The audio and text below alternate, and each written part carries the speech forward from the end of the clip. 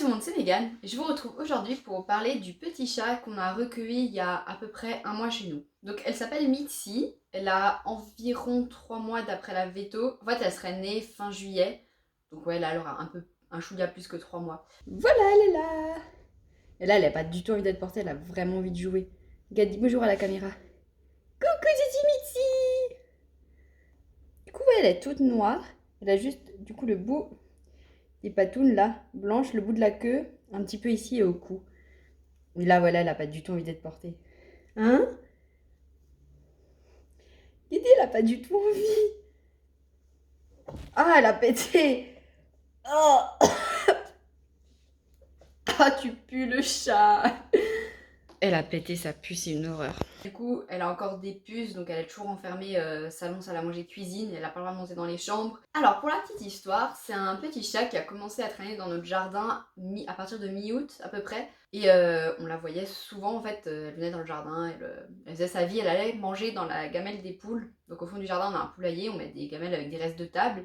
Et elle allait, tous les jours, elle allait manger dans cette gamelle. Et un peu avant le 13 octobre, on a décidé, avec ma mère, on en parlait, et elle m'a dit quand même, le petit chat l'adore, il nous fait pitié. Parce que c'est vrai que souvent, ça arrivait souvent qu'elle vienne, elle s'assoit sur la terrasse, et elle regarde au loin dans le jardin. Alors quand il pleuvait, tout ça, elle était toute seule, abandonnée, elle était vraiment toute petite. Du coup, le 13 octobre, on a installé un piège au fond du jardin. Donc en gros, c'est une petite cage comme ça, et au bout, il y a une trappe, et quand l'animal, de base, c'est pour les martres, parce qu'on a des martres qui nous mangent nos poules, donc on voulait les attraper pour les mettre très très loin de chez nous.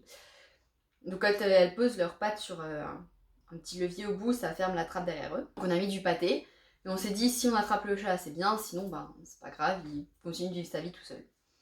Donc ça a fonctionné, on l'a attrapé, donc dès qu'on l'a eu, on l'a ramené à l'intérieur, on l'a mis dans une cage à lapin, qui était vachement plus grande. On a mis du papier journal, on lui a mis une petite coupelle avec, je crois qu'on avait du jambon. Je crois qu'on lui a donné du jambon ou quelque chose comme ça, ou du pâté, enfin je sais plus. On lui a donné un truc qu'on avait dans le frigo parce qu'on a fait ça un dimanche. Parce qu'on voulait pas faire ça genre un lundi et il se fait attraper le matin à 8h15 quand toute personne est à la maison et jusqu'à midi il est enfermé dans cette petite cage. Donc on a fait ça un jour où tout le monde est à la maison, donc un dimanche. Donc on l'a mis dans cette cage à lapin. C'est quand même assez grand quoi. Avec du coup une petite couverture pour qu'il puisse se coucher, cette coupelle avec à manger et une petite tasse avec de l'eau. Et on a fait en sorte qu'il tienne jusqu'à... Enfin, voilà, qu'il reste là-dedans. Parce que pareil, on savait pas au début ce qu'il avait comme parasite sur lui, donc on n'avait pas forcément envie de le lâcher dans toute la maison. Puis vu qu'il était très très apeuré, s'il allait se cacher genre derrière le canapé, il faut tout déplacer. Enfin, c'est trop compliqué, donc on l'a laissé dans cette petite cage. Donc on le caressait, ça, il était très peureux, très apeuré. En fait, elle restait en boule sur la couverture. Et elle bougeait pas, elle miaulait pas, rien. Donc le lundi, on est allé lui acheter des croquettes au casino du coin et un peu de litière. Donc dans sa cage, on a pris un couvercle de boîte à chaussures. On a mis du papier journal au fond et on lui a mis de la litière dedans. Pour que elle ait un endroit pour faire ses besoins quand même. Et le lundi soir, on l'a amené chez la veto. Sauf qu'il n'y avait pas de place, fallait prendre rendez-vous. Donc la secrétaire de la veto a quand même jeté un œil au petit chat. Donc elle nous a dit que c'était une femelle, qu'elle avait à peu près 3 mois et qu'il fallait la laisser dans la cage parce qu'elle risque d'avoir des parasites. Et surtout qu'elle avait un très gros ventre. La secrétaire nous a expliqué que le gros ventre, ça peut être dû au ver. Parce que moi, ça arrive très souvent apparemment que les chatons qui naissent dans la nature ont des vers. Donc si c'était ça, c'est rien de grave, mais fallait le traiter. Et en fait, depuis qu'on l'avait, donc depuis le dimanche après-midi, elle n'avait pas fait caca. Donc elle nous a dit qu'il fallait lui masser le ventre pour qu'elle fasse popo. Donc c'est ce qu'on a fait, on est rentré à la maison, on lui a massé le ventre, tout ça, et puis au final elle a quand même fait tout ça, tout allait bien. En fait, elle avait un gros ventre parce qu'elle a énormément mangé les quelques heures où elle était à la maison. Donc je pense qu'elle devait quand même avoir pas mal faim, donc du coup elle avait un énorme ventre, et le temps qu'elle aille faire popo, bah ça faisait un gros ventre quoi. Donc une semaine après on avait rendez-vous chez le veto. Pendant cette semaine-là, on l'a laissée dans sa cage, après voilà, on avait accroché une ficelle avec un bouchon de vin pour qu'elle ait un petit jouet, bon là, pas jouer avec. Mais voilà. Et puis tous les jours on allait, on lui faisait des câlins, machin. Elle commençait, petit à petit elle commençait à être un peu moins terrifiée, elle était plus détendue, on le sentait en fait, elle se décontractait, elle commençait à ronronner, tout ça. On l'a amenée chez la veto. Après si entre temps, on la laissait de temps en temps, on ouvrait la cage, on la laissait un petit peu partir. Sauf que la première fois qu'on l'a laissée sortir, elle allait se planquer derrière le canapé. Donc on s'est dit elle va finir par sortir, sauf que toute la journée, elle est restée là-bas, donc au bout d'un moment on a décalé le canapé, on l'a sorti, on a repoussé le canapé, on a fermé la petite entrée où elle était passée. Et une autre fois elle est passée sous le canapé, sous une petite fente. Donc pareil, on a dû tout redécaler pour la faire venir, tout ça. Mais autrement, on la laissait sortir, donc elle allait... Autrement, on la laissait sortir, donc quand elle sortait, on ouvrait la cage et puis on la laissait, quoi. Et en général, elle allait genre se planquer sous la table, du coup, sous notre table de la salle à manger. Et elle bougeait pas. Donc le soir, on la reprenait, on la remettait dans sa cage, on refermait et puis on allait se coucher, quoi. Donc ensuite, on l'a amenée chez le veto. La veto nous a dit qu'elle avait des puces, donc du coup, c'est pour ça qu'elle a pas le droit de monter. Donc on lui a fait un traitement pour les puces, on lui a fait son vaccin. Donc du coup, elle avait pas de verre au final, donc ça c'est plutôt cool. Elle nous a confirmé que c'était une femelle et qu'elle avait à peu près 3 mois. Enfin du coup, à l'époque, on l'avait, elle avait 2 mois et demi. Donc voilà, on a à peu près ça quand elle est née et son âge ça. Donc c'est vraiment un petit chat. Quand on l'a eu, elle était vraiment minuscule. Maintenant, je trouve qu'elle a quand même vachement grandi. Et donc une fois qu'on a eu ça, le veto nous a dit faut quand même pas la laisser monter parce que si on a des puces dans le lit et tout, c'est vraiment pas cool. C'est pour ça que pour moi, elle est encore en bas. Et on la fera monter. Là, on a rendez-vous chez le veto la semaine prochaine. Donc, s'il nous donne le feu vert, on lui ouvre. Sinon, on la laissera encore dedans. Du coup, elle s'habituait petit à petit à notre présence. Genre, quand elle était dans sa cage, quand je m'approchais maintenant, elle se couchait sur le dos. Elle commençait à ronronner quand je m'approchais. Donc, vraiment, elle s'habituait petit à petit. En fait, ça s'est fait, à force de la caresser, tout ça. Puis ensuite, elle a commencé à être un peu joueuse, puis de plus en plus. Donc là, maintenant, à l'heure actuelle, elle a plus peur de nous, si de mon père. Elle a peur de mon père et de ma mère aussi. Ma mère ça va, mais mon père par contre dès qu'il approche, elle se part en courant. Donc on sait pas trop pourquoi. Mais maintenant c'est devenu un petit chat très joueur. Elle fait des câlins. En fait quand elle vient de se réveiller, elle aime les câlins. Puis ensuite très vite elle devient complètement folle. Elle est complètement folle par contre. En fait elle passe sa journée à courir partout dans la maison. En fait on a le salon, salle à manger, salon. Et elle part, en fait, elle se planque sous la table de la salle à manger, puis elle fait des allers-retours comme ça, devant la télé, sous la table. Quand on passe devant la table, elle est planquée en dessous, et quand on passe, en fait, elle nous saute dessus, elle nous attrape la jambe, puis elle se barre en courant. Ou alors elle fait des bonds, franchement, elle nous chope les mains, parce que du coup, elle joue beaucoup avec nos mains. Et j'ai des mains, j'ai des cicatrices partout. Du coup, voilà, j'ai plein de marques, de griffures de chat un peu partout. Cette main, ça va mieux, elle l'a un peu laissée tranquille. Mais là, ouais, je suis un peu griffée de partout sur le dessus de la main, tout ça. Mais ouais, c'est devenu un petit chat très joueur, donc c'est cool en fait, parce que du coup, elle sait qu'elle s'habitue à nous. Elle a sa petite litière.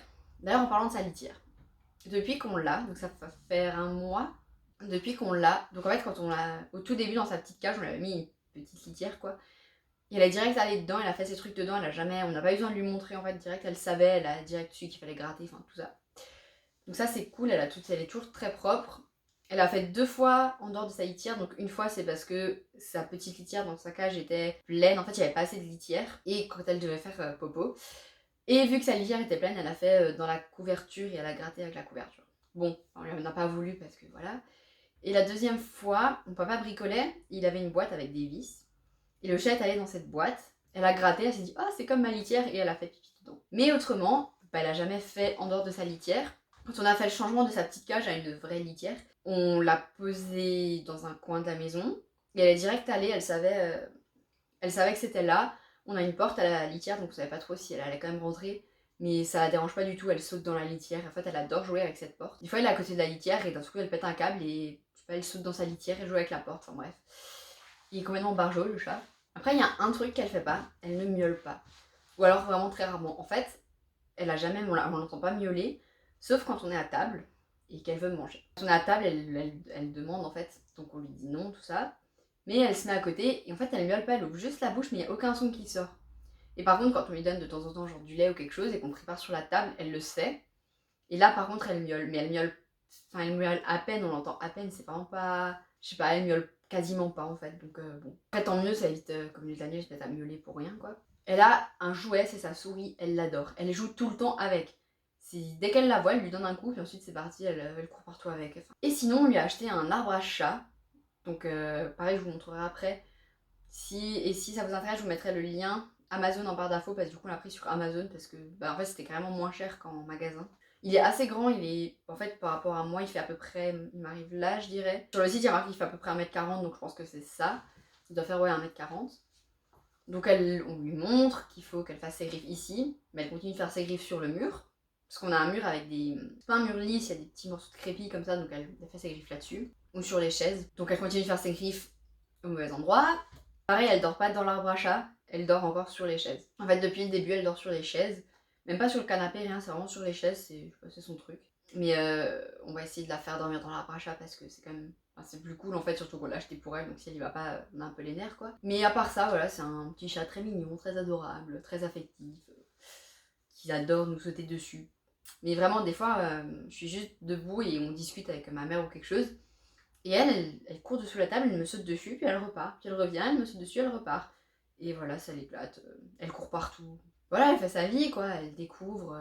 Elle joue, on lui achète des jouets, puis elle joue avec une petite poussière qui traîne. Enfin, un chat, quoi. J'ai essayé de mettre quelques vidéos après, là, maintenant, quand elle joue, tout ça, pour que vous vous rendiez bien compte à quel point qu'on est en folle, en fait. Je vais voir si j'arrive. Parce qu'en général, quand je sors mon portable pour filmer, bizarrement, elle s'arrête de jouer, puis elle me regarde, genre non, je suis tout à fait normale. Et dès que je le repose, bah, elle devient de nouveau complètement barjot à courir partout. Donc je vais essayer de filmer ça. Je sais pas si j'arriverai. Mais si jamais, ce sera juste maintenant.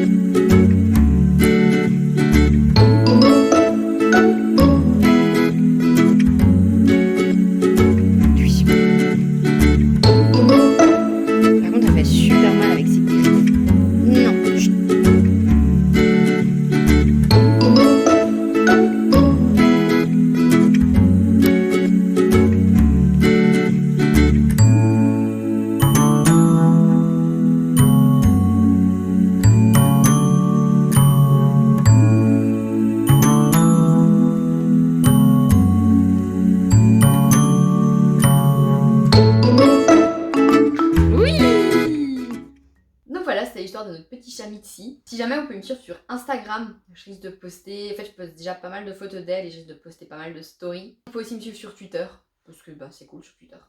Vous pouvez aussi vous abonner à cette chaîne, comme ça, et ben vous louperez aucune vidéo si jamais je parle d'elle un moment ou un autre. Et en attendant, je vous dis à très vite dans une prochaine vidéo. Bye!